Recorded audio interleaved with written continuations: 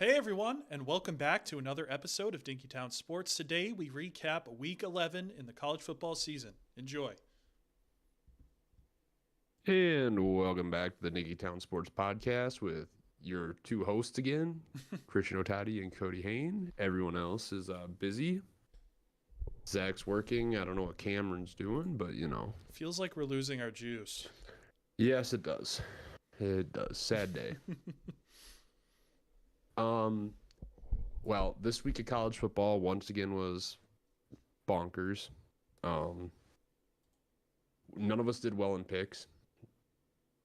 Me and Cam tied for the best at 4-6 this week. And Zach. Y'all went 4 and 6. Oh, and Zach got 4-6. Oh, and yeah, I went 3 and 7. So oof, that's a rough one. I know. All right, well, we're just gonna hop in. We're gonna talk about probably the big one because Bama looked pretty good this weekend. I didn't really watch the game, but I saw the score. Mm-hmm. So they looked good. We're gonna hop right into this Minnesota game. This game defines PJ Fleck as a coach. I mean, every year he's been here, you have the Bowling Green loss, right? Mm-hmm. You have blowing a 21-point lead to Northwestern last year in the second half. Heck, in 2019, you lose to Iowa by 4, kick a field goal from like the 1-yard line right before half to go to halftime. So you lose by 4 to Iowa, get stomped on by Wisconsin to go to the Big Ten championship game. Losses like this, Fleck's entire tenure in Minnesota. Games you should win, but you don't. And that's all it really is. I don't know how much of this was actually on him, though, for this game. Our offensive line just kind of decided not to show up. Our defense played, I thought, pretty well. But when you're out on the field as much as they were, you get tired. And your offense fumbling the ball on their side of the field basically seals the game for Rutgers. Kaliak Manis was playing out of his mind in the first half. I'll give credit where credit is due. The first half, he was on fire. The second half, he was terrible. So, I don't know, man. What do you do after a loss like this? Like, it's been the story of every season so far. Yeah. I mean, you hit it right on the head. Fleck has these losses, like these, like you can't even fathom why you're losing that game. You can't, and he's had it over and over and over again. And it's not even like the James Franklin effect where you can't win the big ones. He's like losing ones that are like just head scratchers. Mm-hmm. And I don't even, like you said, it felt more like this was on the players than it was on the staff for the most part. Quinn Carroll didn't look that good. Your offensive lineman, he was an issue earlier in the season and he fixed it. And now this game, it looked bad again. Most of the O-line was pretty trash, I'll say. Yeah. And like I said, the defense played pretty decently, but the offense put them in really bad positions quite a bit, especially with that fumble because, like going into halftime, like our offense was struggling after the first drive, but besides that, everything was fine. Like, yeah. What do you? I mean, the fourth quarter was just like a total meltdown. That's what it felt offense, like. Yeah. Yeah, well, on both sides really, because they gave up 2 pretty extended drives, and then there was a safety mixed in there. It was just it felt like you were watching a circus, like a train wreck unfolding in front of you. You can't look away. And I wish Zach was here because we could talk about this more, but everyone bashes me as a pessimist as a Gopher fan. Explain to me how when you lose games to teams that you shouldn't lose to every year, how it's being a pessimist just to expect that to happen for one of these games. Well, I think that is what pessimism is. I think it's more realism than it is pessimism. Yeah, that's the age-old debate, I guess. But And you said, I mean, Cali McManus looked like fine. They only had 14 points going into the half. It wasn't like he blew the roof off the place. He had over 200 yards passing in the first half. Yeah, but it only ended up in 2 scores, and that's. Oh yeah, for sure. You guys had extended drives, or like this game was in your hands for sure. And I think that the fourth quarter meltdown was really what did it. I think the line didn't look great, but you guys were driving and you're getting close to the 50-yard line a couple times, but had to punt it away. And then the fourth quarter comes around and the offensive line is probably gassed. That's what I'm thinking. They got gassed for the fourth quarter. Yeah, and then that led to the defense being gassed, and then it was just a negative feedback loop of just everything going wrong. And I mean, Brosmer didn't play nobody played well, particularly. This is the second week in the row Brosmer looked off. Yeah, and he had 45 attempts. It wasn't like they weren't giving him the chances. Yeah, I know. He was just missing guys, like missing throws. There was a couple drops in there that we noticed. Gears didn't have a great game, the tight end, Jamison Gears. He played pretty poorly. He fumbled, and he had a couple big drops in spots, like third down spots. And it's just like those are the things you have to clean up. I mean, Gears had 8 receptions. They were going after him a lot, and he didn't look like he was ready for that. I would just like to throw this out here, though. So Cali McManus had like 215 yards in the first half. He finished the game with 240, 17 to 33. So the defense did what the defense has been doing. Yeah. The problem is 7 of these points should almost be taken away because you fumbled at like the 20 at the end of the game. 2 points goes to. Yeah. So that's 9 points. That drops him down to 17. That's not a bad defensive game. No. To me, I know the defense kind of fell apart at the end, but to me, this was on the offense. Absolutely. It was on the offensive line, I think, mostly. Because when you look at this stat line, Darius Taylor, 10 carries, 28 yards, and he had the 18-yard carry in the first. Yeah, so he had 10 yards in 3.5 quarters. Mm-hmm. That's not acceptable. We kind of got into this debate if people were looking at our Twitter. Zach thinks that Rutgers is a decent football team. They're not a decent football team. I don't understand where that's coming from because the statistics don't back that up at all. I mean, Wisconsin went over 500 yards on these guys, and I think we're a better team than Wisconsin overall. USC, I think, went over 400 yards against these guys. Like, teams have been putting up massive numbers against Rutgers. Miller Moss, 308 yards. They had 135 yards on the ground. Like, this is inexcusable. And the only thing I have because we were talking about the players, kind of losing this one. But when it's been a pattern throughout your tenure, at what point is the coach just not getting them up and getting them, excited for this game? And that's almost what it feels like. That's like his thing too. It's like Flex. I don't know. I don't even want to be mad at Fleck about this. Just the offensive line played so badly that I just want to put this on the offensive line coach. And just like, what do you even say when your line can't block the run and they can't block the pass? It's just a failure. Just a failure. I don't know. At the end of the game, I couldn't watch. I was listening to it on the radio, going to my girlfriend's place for the weekend. And I'm probably a good thing I wasn't watching because I probably been freaking out because I was kind of freaking out at the radio. And then I thought to myself, why am I freaking out? We have one of these losses every single year. Every year. And now you want to make this even more Minnesota? We're going into the bye this week. We come out of the bye and we beat Penn State. That is going to be the most infuriating thing if Minnesota happens to pull off the upset. Because you can beat, a top 10 team in Penn State, but you can't beat Rutgers. And it's constantly this. Like, we lose to subpar teams. Yeah, you would have thought that the UNC game was his game this year, and you got it over with. But, I mean, what can you even say? I mean, Darius Taylor with 28 yards is ridiculous. And I do agree with what they're saying. From what everyone that I've talked to is he didn't look right either. I mean, even on his 18-yard touchdown run, I didn't think he was he didn't have his normal explosive, first step there. He didn't explode through the hole. And I don't know if he was injured or what, but if he's that bad where he doesn't have that burst, you put Majors in.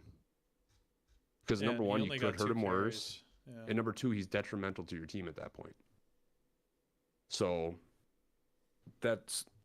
and the only reason I question Fleck is not because of this one game. It's just the entire, 8 or 9 years he's been here. We always have this game. And yeah, we can blame the offensive line coach on this one. But what about the other 8 years? You know what I mean? It's becoming a pattern. And even because I don't think Minnesota's probably ever going to be like a national title contender again in the landscape of college football nowadays. But we don't have to be 500 every year either. And that's kind of where we're trending towards. The 7-5, 6-6 seasons. Personally, send us to the max. We can be good. Actually, we'd probably lose there too. It doesn't even matter. We play schools like Rutgers every week then. Well, Rutgers is still better, but I don't know. It was kind of divisive for one person. I think he has too much hopium.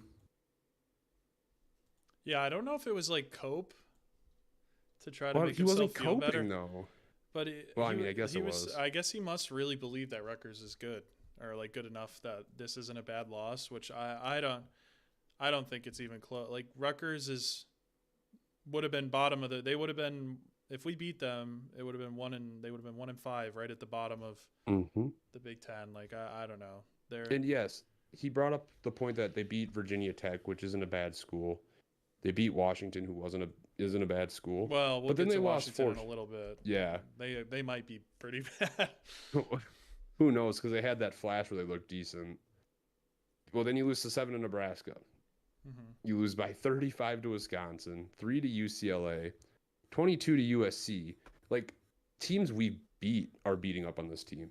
Yeah, that's what's telling. Is like, that's how you know that we should have won that game.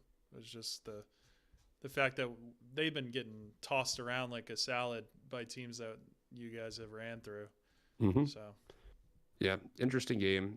I know Zach's going to want to, on Friday, I'll let him say his piece. We're not going to get into it because we're just never going to see eye to eye on this game for us three versus him. Because I think me, you, and Cam all have similar sentiments in that game. Yeah, Cam didn't say much, so I'm not sure what he's actually feeling. I'm assuming if he would have agreed with Zach, he would have kind of chimed in. But anyways, moving on. Another game that we all got wrong, Indiana minus 14.5 versus Michigan. I didn't watch this game. I didn't have a lot of time to watch football with Mariah's birthday and everything, so I'm just doing the old checking the box scores here. Did you watch this game at all? Indiana, Michigan? Yeah. Yeah, a little bit. It was interesting because this was not the Indiana we had been seeing. You know, they got out to a quick lead, and it felt like they kind of took their foot off the gas. They did a fleck and kept it close when they shouldn't have. They didn't have the run as much as they usually do either. I think Michigan isn't a bad defense, though. I think their offense is what's been hurting them. So I don't know. A win's a win, and it's against a big brand that I don't think they've beaten in a long time. I think it was 10 years they haven't beat them. So I'm not too worried about them. This is one of those games where if you're an Indiana fan, you're stoked because it's like it's one of those trap games that you're thinking like a bad team with a big brand that has nothing to lose. Like this is the game that they would lose if they were different, but I think they're legit. So it's a good win to have. I'll say that. I agree with you. Congrats on Indiana for their first 10-win season in program history, by the way. Yeah, wow. And they got it right in a row. Guys. Right in a row. They didn't. They didn't waste time. Nope. No, congrats to you guys. I'm happy to see, one of the bottom feeder teams doing really well this year. I love to see teams like that. Minnesota's Michigan, next. yeah. We had our year in 2019. We're going to go another 50 years. They got a bye, so good for Indiana. I'm pessimistic, guys.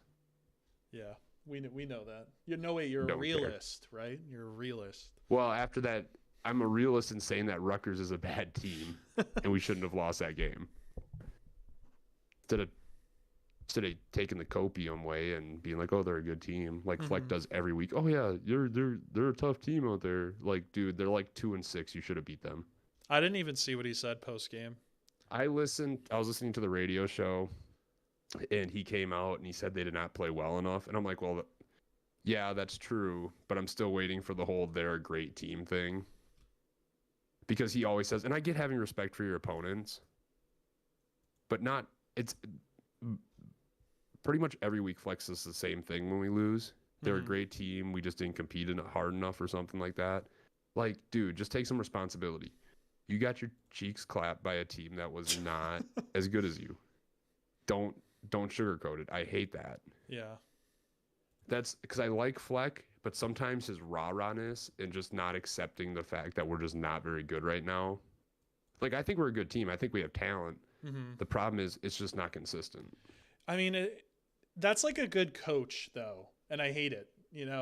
The thing I liked about Saban was that he would kind of get juiced if they were ass, and that made me feel better that they realized.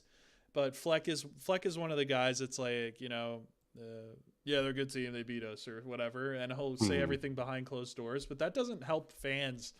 Like, we need closure. We need to know that you suck. And so after Zach and I were messaging in the group chat, we were just straight up private messaging each other so we didn't annoy everybody. But yeah, he goes, "You're getting kind of emotional about this." I'm like, "Nah, I'm not really emotional. You're the one that's using the emotional argument. I've brought statistics to this argument. Rutgers is not a good football team. They are 2-4 in the Big Ten now. Like, they are not a good Big Ten football team, and we were top 5 in the Big Ten going into that game. Yeah, record wise. So sorry for holding Minnesota to a standard, I guess. We shouldn't do that around here. No. Yeah, that was your first mistake. No standards for us, guys.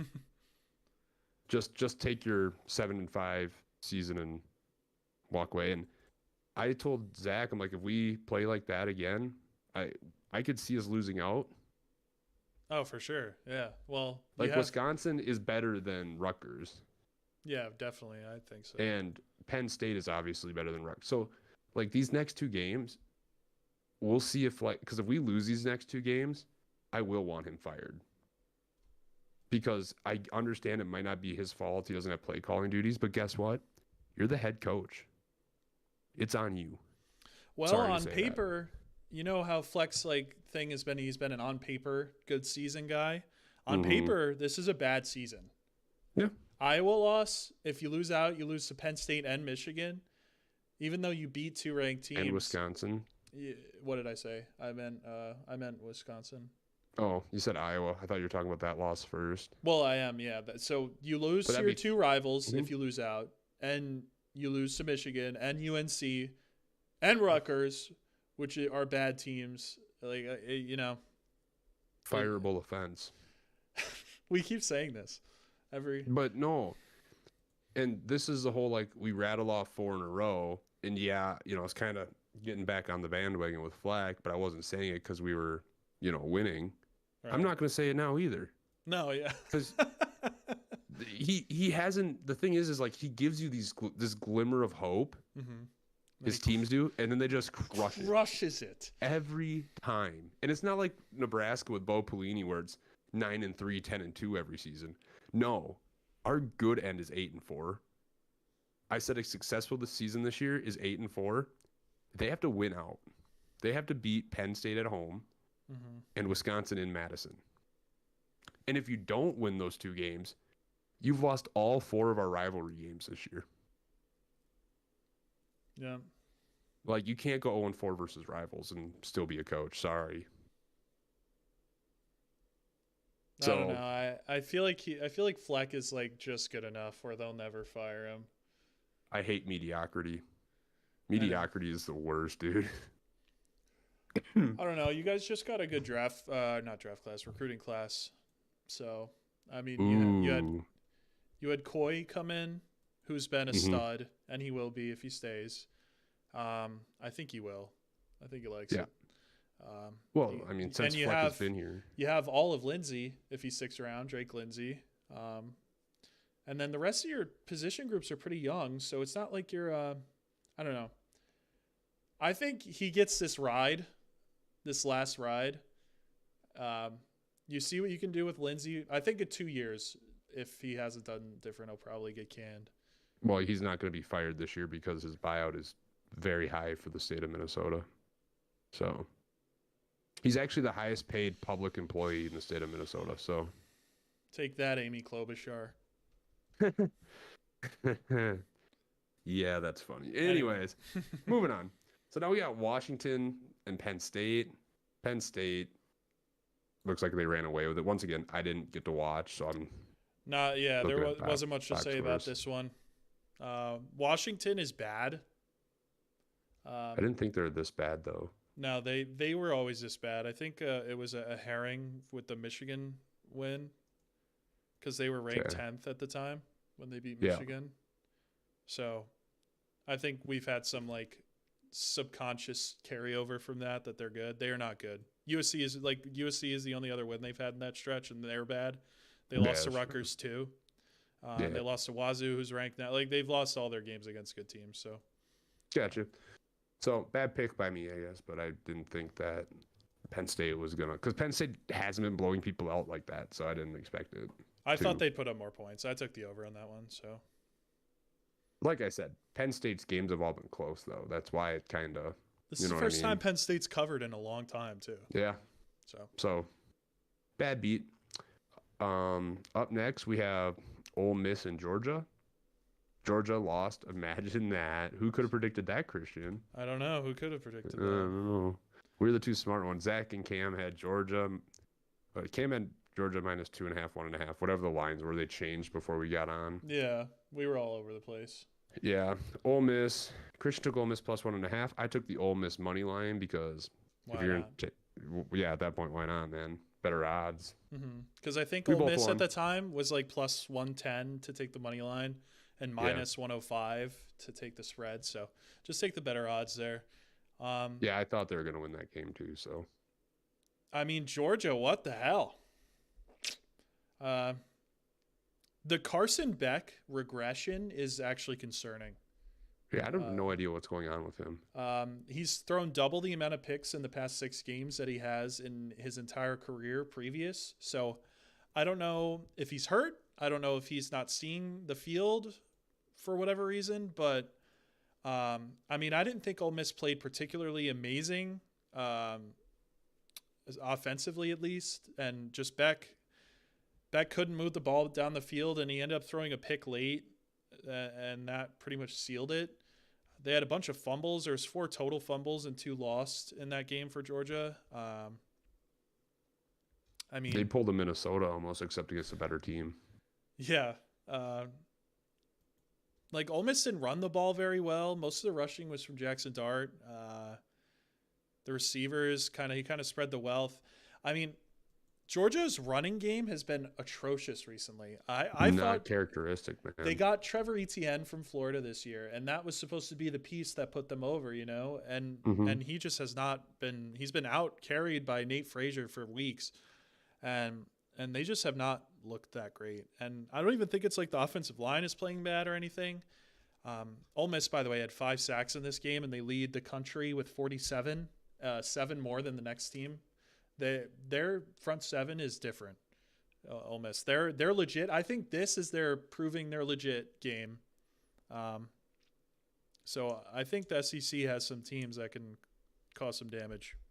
I would like to chalk this up to a year of absolute craziness that no one knows what's actually good. If anyone tells you they know who the clear favorite is to win the Natty, they're lying to you because no one knows. Could be there are too many BYU. teams. Yeah.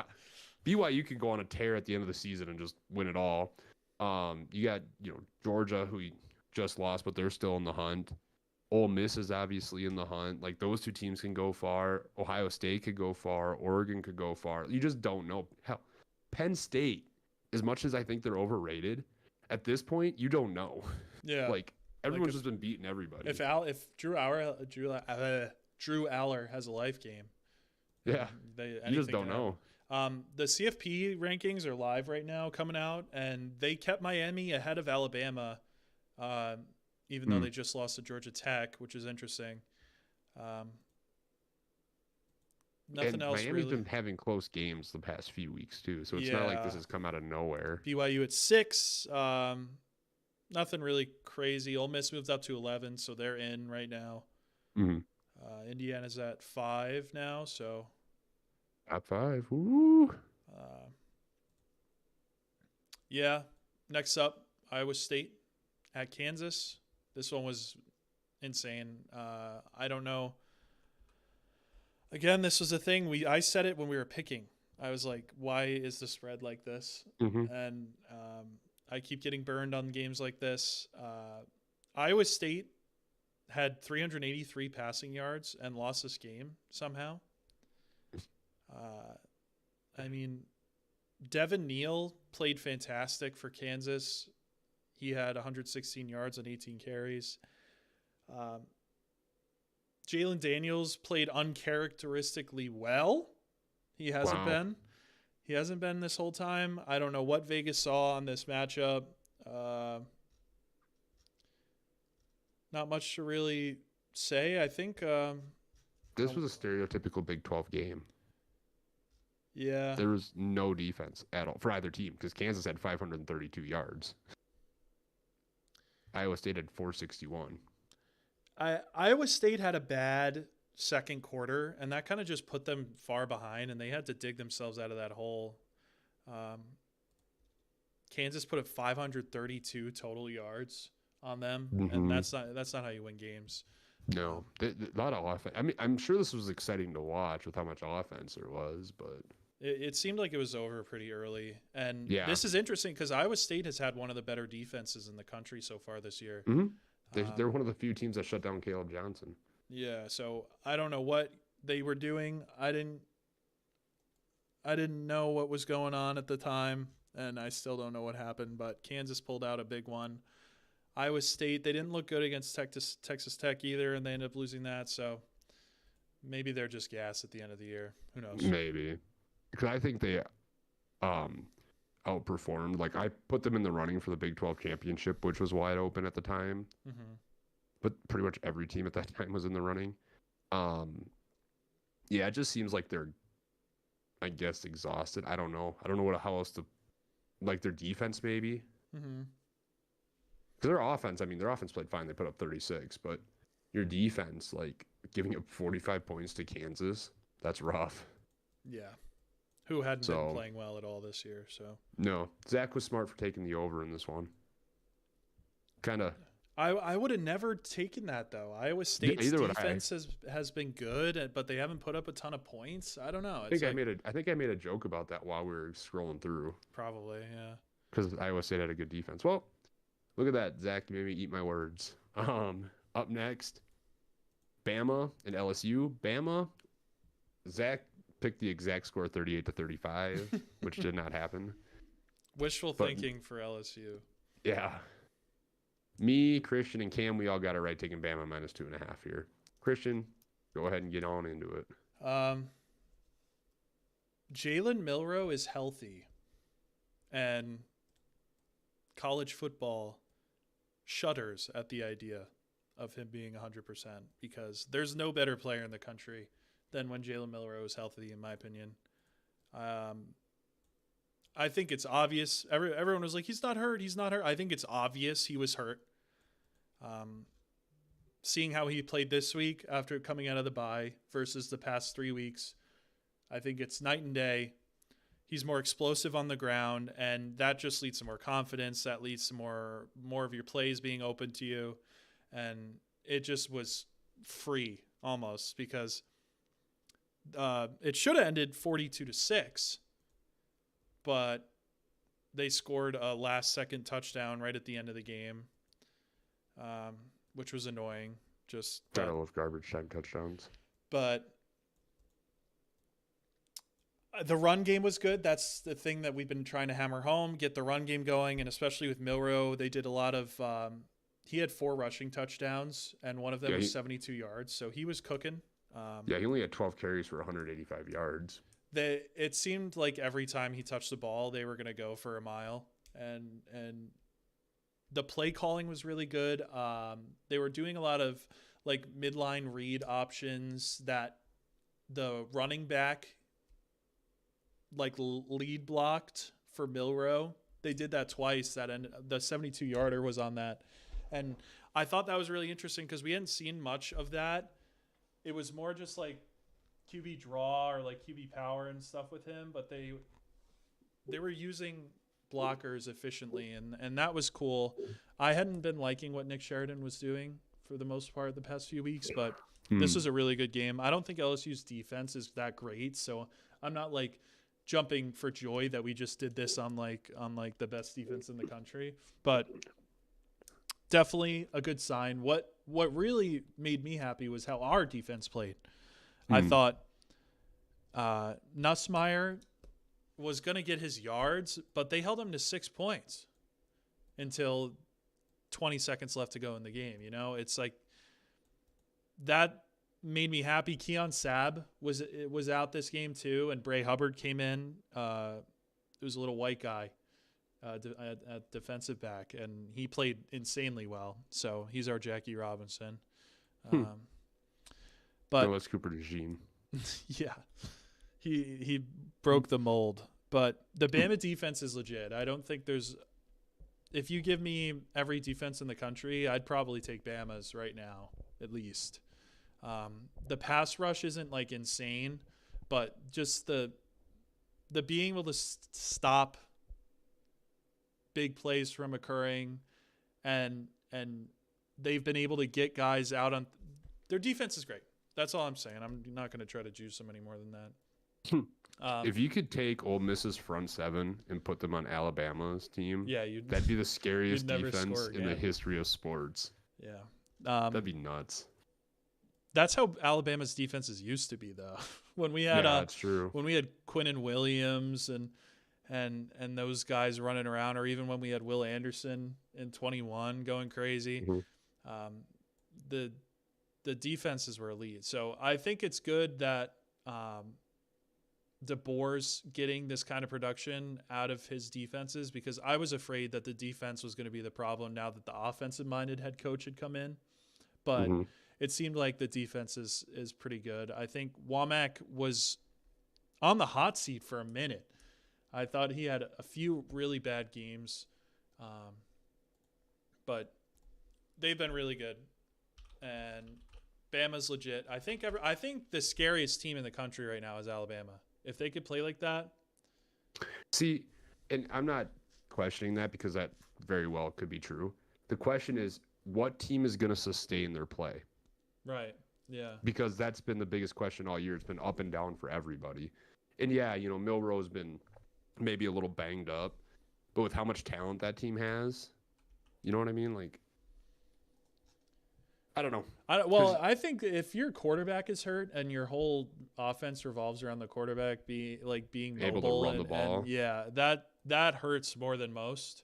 See, I think that's a disservice to Milroe too, because guys that run the ball that much in the NFL do not pan out typically. They have to be able to throw the ball. Yeah. But I think Milroe did throw the ball well too. He hit Ryan Williams in the hands for a 60-yard touchdown that he didn't catch. He hit him in the hands. So the game, he could have had 60 less rushing yards and a passing touchdown on top of it, and it would have looked a lot more even. But he just kept running he didn't get touched on 3 of his 4 touchgowns. No, he just cakewalked.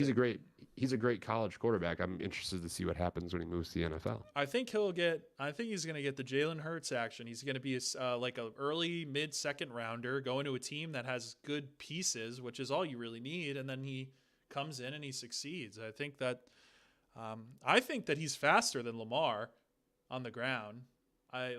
straight up, like just running down the field. I think he's faster than Lamar. Lamar might be a little more shifty, but I think Milroe is a better passer than Lamar was coming out of college.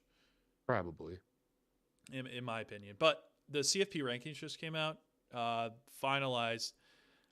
They dropped Georgia to 12, so they're first out right now because Boise State gets their auto bid. And Miami is 9 ahead of Alabama. I don't understand that. You bump Georgia out, but you keep Miami in? Yeah, I don't get that either. Their 2 losses are against like ranked teams. I've never agreed with, like, I hardly ever agree with ranking because they treat some teams better than others, and it bugs me. But this is because supposed Miami to be shouldn't be this in is there. the CFP. Yeah, Miami should be 12. Georgia should be 9, maybe, or like behind Bama. I'd have them right behind Bama. 2-loss team with your 2 losses being to the 10 and 11 versus Miami, who has 1 loss to an unranked team, and they've almost lost to 2 other unranked teams. Like, it's very confusing. Yeah, that's why it bugs me with Miami, is because it's not like this was just a out of the nowhere clunker. Yeah, this has been. They've been having brewing. clunkers the past 3 weeks, and Ward, to his credit, has been bailing them out. So, all right. Up next, we got number 9 BYU at Utah. From what I've been reading, this was a controversial game even. Well, yeah, they should have lost, but they hit that field goal at the end to win it, and they walked it off. They did.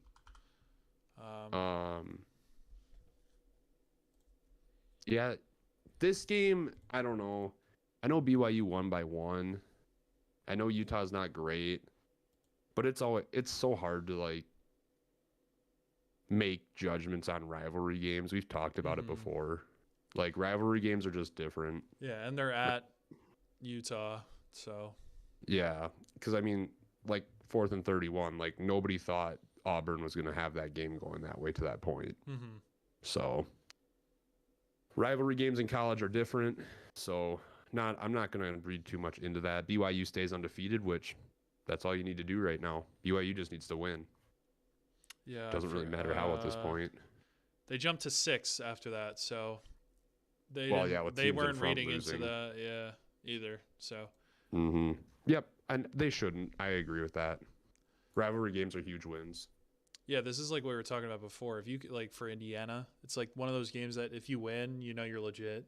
Because like if you weren't, you would have lost. So yeah, you persevered. You need to have some of that in a season to keep you humble and on an even keel. Up next, we had Oklahoma at Missouri, who is somehow ranked 24th. They're finally going to be out of the rankings. They moved up to 23 now. No. What?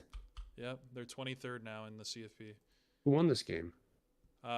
Missouri did, but it wasn't pretty. Cam should have 3 losses then. There was. Oh, should he have? Wait, what did it say? He had Oklahoma -2.5. Oh no, yeah. Sorry, that's why I went off that. Whoopsie doozle. But there was 34 fourth quarter points scored in this game. So yeah, we took the under. Good on us. Zach took the over yet again and hit. Yeah, so this was 53. I mean, the defenses for both these offenses, for both these teams has been atrocious. And then the fourth quarter, they decided to turn it all on. Yeah, and it wasn't even like so Drew Pine for Missouri had 143 passing yards, but he had 3 passing touchdowns. Nice. So looks like there was a scoop and score in here. There was like 1 million fumbles. That's why. Oh. Awesome. Oklahoma lost 4 fumbles. And Missouri lost 1. So there was. How was our under looking before the fourth quarter? There was 19 points scored until the fourth quarter. We were looking fantastic. Yeah, until everyone started coughing up the ball, and that sucks. Jackson Arnold had 74 total passing yards. So Oklahoma stinks, and the fact that they were even in this game shows how bad Missouri is. So, yeah, I didn't expect that out of Missouri because of how good they did last year. I expected them to at least, kind of be a decent team. There's 15. But they shouldn't be ranked. There's at least 15 more teams that are better than Missouri. That should be, but they're still around. I don't know. Army's All 9-0. Put them above Missouri, you cowards. Yeah, for real. Army 9-0 deserves it more than Missouri. Sorry, not LSU, Missouri. Mm-hmm. And they're our next game. So Army at North Texas. Once again, this line changed in between everyone getting Changed their picks in. Yes, it changed a lot because Cameron had Army -5.5. It moved Christian 3 points in North Texas's favor. North Texas +2.5 for Christian. I took Army -2.5, and Zach took Army -4 because the lines changed literally right before we did the show. Because Zach did his picks right before the show went on, and all the lines had moved. Didn't watch this one either. Not gonna lie to you. Army at North Texas just did not interest me. Once again, I didn't get to watch a lot of college football. If I'm not watching, the Alabama game or the Ole Miss game, I'm probably not watching Army North Texas. I'm not gonna lie to you. Yeah, I was just keeping track of this one, and it was a bad one. I don't think anyone missed much by not watching this. 14-3. There's a couple interceptions.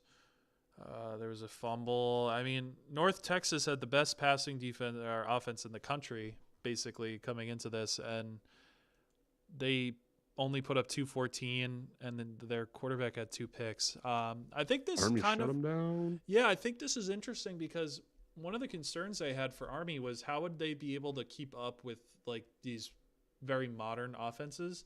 Yeah. And it seemed like they did a pretty good job. And obviously we knew that their offense is going to be impossible to contain. So,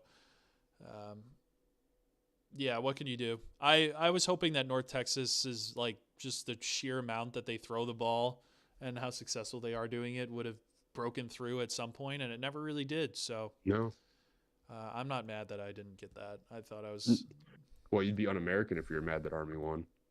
Well, all right. Well, okay, so I would just like to make one comment on this game. I know I didn't watch, but Army had a 21-play drive that went 94 yards and took 13 minutes and 54 seconds. That's how you win football games. That is exactly how you win football games. Holy crap.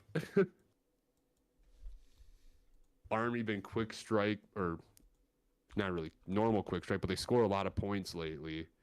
This one they put up 14, but they have a 13-minute drive. Mm-hmm. Dang near 14-minute drive. Dude, they almost had the ball for an entire quarter. That's crazy. Oh my gosh. Okay. That's about the most interesting thing that happened in that game. Up next, we had Colorado at Texas Tech. Zach took Tech +4. He don't know ball, so I mean. And he rubbed it in our sense. face because I think Texas Tech came out to a 13-point lead or something, and he was like, "Yeah, why don't you looking at the Colorado game?" And then Colorado just went on a generational run in the last 3 quarters. Yeah. So the rest of us took Colorado -4.5. I think we're starting to give Colorado some flowers. Well, yeah. I mean, they just where did they get put? They're ranked 17th now in the CFP ranking, so they're right there on the edge. A couple losses go their way, they could be in the discussion. And when you look at their games, they won. Which one did they win on the Miracle? It was Baylor, right? Yeah, Baylor. The Hail Mary. So besides that Baylor game, I mean, they don't look that terrible on paper. They barely lost to Kansas State, who's a really good team. The Nebraska loss was everyone in the beginning of the season that was messing up and having their terrible games. Mm-hmm. They lost to K-State, who's decent. If they would have ended up with that K-State win, which was entirely possible, 8-1 with that ranked win, and then these 2 wins against Cincinnati and Texas Tech, that'd be a pretty good resume, I think. Yeah. And my concern for them going into the season was buying in, because they got so much hype last year too, and they got so much hype again this year. Mm-hmm. Just not from normal people, from the national pundits. It's hard to know what they are because everyone's just so high on 2 players, and they're to be 7-2. You need more than 2 players. So you need a defense. Yeah, and their defense is finally starting to play somewhat better. Mm-hmm. I wouldn't say they're great still. I think that's their downfall, but I mean, hey, 7-2, good for you guys. Better than Minnesota. Yeah, they didn't need to run the ball that much this game either. So, because their last game they had ran the ball really well, but I don't know. They didn't really need it. They dropped down 13 points early, and then they just came back with a vengeance. Their defense played really well in the second half, and 21 points in the third quarter. yeah, that's how you do it, man. Mm-hmm. I mean, they can move the ball. That's never been in question. As Zach likes to say, great teams and good teams find ways to win. Yeah, I don't think he'd say Colorado is a great team though. No, he wouldn't even say they're a good team, which floors me because he'd say Rutgers is a good team. Yeah, it's Cope. I don't get it. That's all it was. Cope harder, bro. Love you, but cope harder.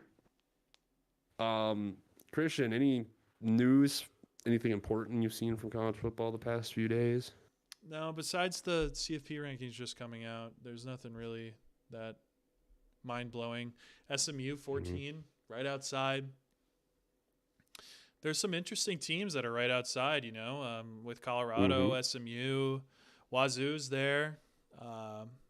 South Carolina 21, that's where they should have been. The fact that they haven't been ranked that high has been a travesty. Their front seven is on par with Ole Miss, in my opinion. Personally, I think if Washington State wins it all, that'd be hilarious considering they're playing for more or less a defunct conference. Yeah, but because they're still Pac-12, aren't they? Yes, they are, but it's not really defunct because they are adding teams. They need one more team to be a real conference. They have yes, they are about to be one of the group of 6. Yep. They're basically reloading from the Mountain West. Boise State 13. That's awesome.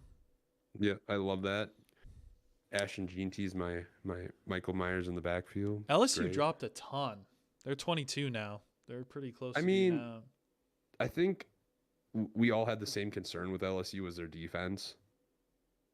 And Nussmeier throwing picks. Yeah, because of Nussmeier has to play out of his mind for them to beat good teams, and he can't do that every week. No, it's just how it is. You saw that when. Well, nobody can play great every week. Like, you're gonna have bad weeks. It happens. Can your team, carry or help carry you like you carry them? And LSU, they can't because they don't have a defense. Yeah, I want to see what some of the top teams, their schedules look like coming up here. Oregon, Minnesota to the Natty, baby. Oregon's gonna be undefeated at the end of the year. So who do they play? They play Wisconsin and Washington. So yeah, unless they completely just implode. I don't think that's gonna happen though. Ohio State gets a Northwestern tune-up before they face off against Indiana. That game is going to be awesome. That's going to be massive. I can't wait for that game. Where's it at? That's in Ohio State. At the Shoe? Nice. Yeah, it's at the Shoe. Who's number 3 now? It's Texas. They played Georgia already. They got Arkansas, Kentucky, A&M. That's pretty tough. That's a pretty tough last 3 games. Yeah. A&M is ranked still. Kentucky played Georgia tight. Arkansas has played. Yeah. So they have some spoiler maker chances there. Penn State at 4 blows my marbles.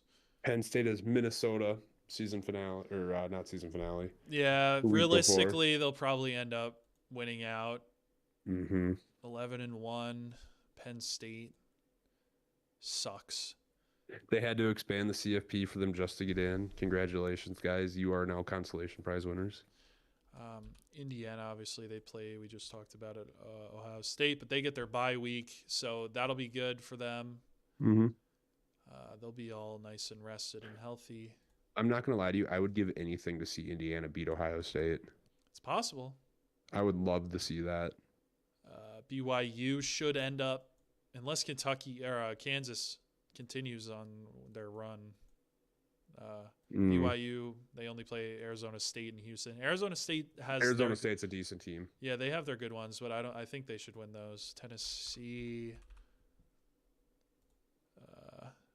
plays Georgia. That's another big one. That pretty much decides who gets in for that too. And they've run into Vandy, too, at the end of the year. So Vandy could win that one. Pavia. Tennessee, I'm going to say they don't beat Georgia, so they're going to be out. Notre Dame. Mm-hmm. Notre Dame runs into Army in 2 weeks. That's going to be – dude, November 23rd, man, has a lot of good games. Yeah, and I will be sitting watching the boring fest known as Minnesota-Wisconsin. Yep. So they run into Army and USC. I think they should win both of those, but Notre Dame Army this week. next week. Oh, it's They play Virginia a week from this Saturday. week. Yeah. Oh, my bad. Miami will win out, so they're going to end up making it. Sadly. Unless McCord pulls off a miracle against with Syracuse. So Once again, Miami's been playing a lot of teams close. Like even teams that they probably like Louisville. I understand they're going to blow the team. Brakes off Syracuse. Yeah, Bama's. I'm going to say Bama loses to Auburn this year. You think Bama loses to Auburn? This feels like that year. Yeah. That is sacrilegious. They're at home though. You're done. They're at home. They usually don't lose to them at home, but probably next year then. They'll lose next year. Yeah. So Bama should win out. Ole Miss, I think they play another tough one before the end of the year. No. Ole Miss plays Florida in 2 weeks, then Mississippi State, so they should win those. Ole Miss should be in. We said Georgia was going to be in. Boise State, they have like the easiest schedule out of everyone in the tough. Yeah. San Jose State, Wyoming, and Oregon State. Yeah, they should win out. Yeah, I'll give Boise State the group of whatever 6-5 now. 5. Yeah, the group of 6. Bid. Group of 6 next year when the Pac-12 basically becomes the Mountain West Part 2. SMU has Cal at the end of the year. That might be difficult. Cal's played a lot of teams tough, yeah. But they should be around. So depending on losses, SMU could sneak in here. I think A&M has a tough one.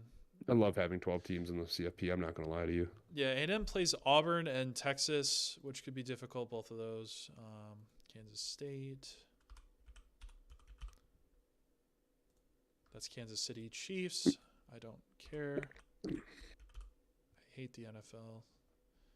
Yeah, the Chiefs snuck out another win, guys. Kansas State plays Iowa State. That'll be a tough one at the end of the year. I don't know. Lots to happen. I'm hoping for Boise State SMU in the playoffs would be awesome. But okay, so here's the thing. So because if you're in a Power 4 conference, if you win the conference championship, you get an auto bid, right? Yeah. So like Iowa State, I don't know what their Big 12 standings are shaping up as, but they still have a shot too.